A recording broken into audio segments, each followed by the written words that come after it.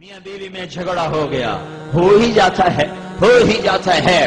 میرے نبی کے اخلاق ہیں، اگر خامد کو غصہ آئے تو بیوی چپ کر جائے، بیوی کو غصہ آ جائے تو خامد چپ کر جائے۔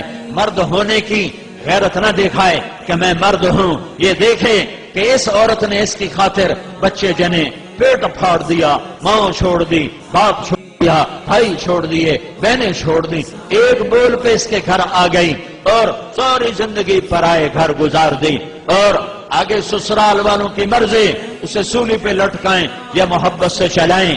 عام طور پر ہمارا معاشرہ، سسرالی معاشرہ بڑا ظالم معاشرہ ہے، آنے والی بچیوں کو تار تار کر کے رکھ دیتے ہیں۔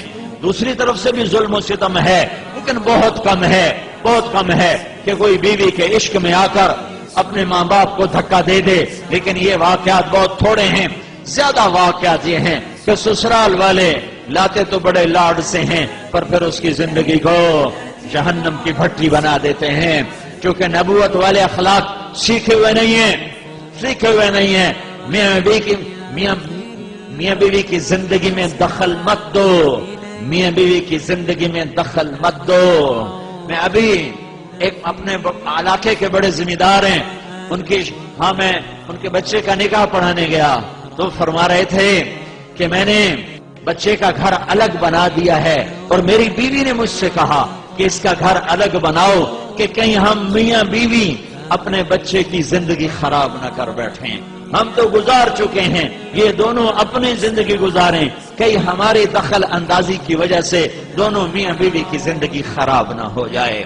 میں ان کو حیران ہو کے دیکھ رہا کہ کوئی دین کا علم نہیں ہے، لیکن بعضی شرافتیں ایسی ہوتی ہیں جو میرا رب فطرت میں ڈال دیتا ہے۔ بہت بڑے ذمہ دار ہیں، لیکن میں قربان جاؤں تیرے اوپر میاں ظفر، تو نے کمال کر دیا کہ قاضی مولوی صاحب، میں نے کہا ہم دونوں کا، یہ میری بیوی نے مجھے کہا کہ ہم بچے کا گھر آباد کر رہے ہیں، کہیں ہماری وجہ سے ہمارے بیٹے کا گھر خراب نہ ہو، ہم اپنے گزار چکے ہیں، انہیں اپنے گزارنے دو۔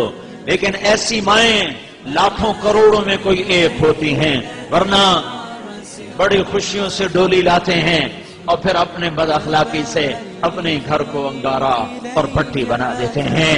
میاں بیوی میں کھٹپٹ ہو جاتی ہے، ہوتی رہے گی۔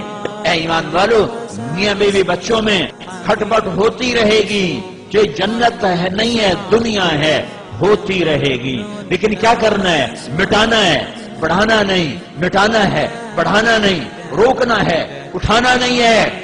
کچھ لوگ ایسے بد فطرت ہوتے ہیں کہ وہ لڑکی والوں کو الگ ابھارتے ہیں، کچھ لڑکے والوں کو الگ ابھارتے ہیں، اور زندگیوں کو برباد کر کے پھر کہتے ہیں دیکھیں کمیں لڑایا۔ تو میرا اللہ کہہ رہا ہے اگر میاں بیوی میں کھٹپٹ ہو جائے، وہ دونوں کریں ایک دوسرے کو معاف اور کریں دلوں کو صاف، اور پھر ایک دوسرے کو دیں ہدایہ اور اپنی محبت کو واپس لے آئیں، تو اتنی بات پر میں ان کے پچھلے سارے گناہ معاف کر دوں گا۔ یہ کبھی سنا ہے تم نے؟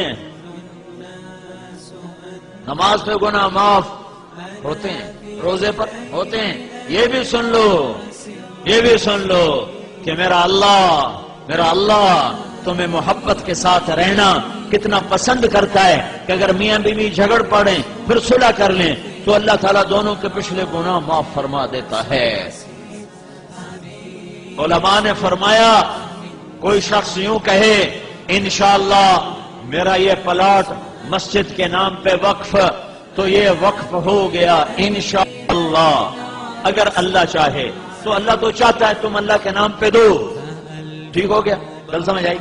اب ایک آدمی کہتا ہے انشاءاللہ میری بیوی کو 3 طلاق، اگر اللہ چاہے تو میری بیوی کو 3 طلاق، تو علماء فرماتے ہیں یہ طلاق نہیں ہوگی، کیونکہ اللہ نہیں چاہتا تم بیویوں کو طلاق دو۔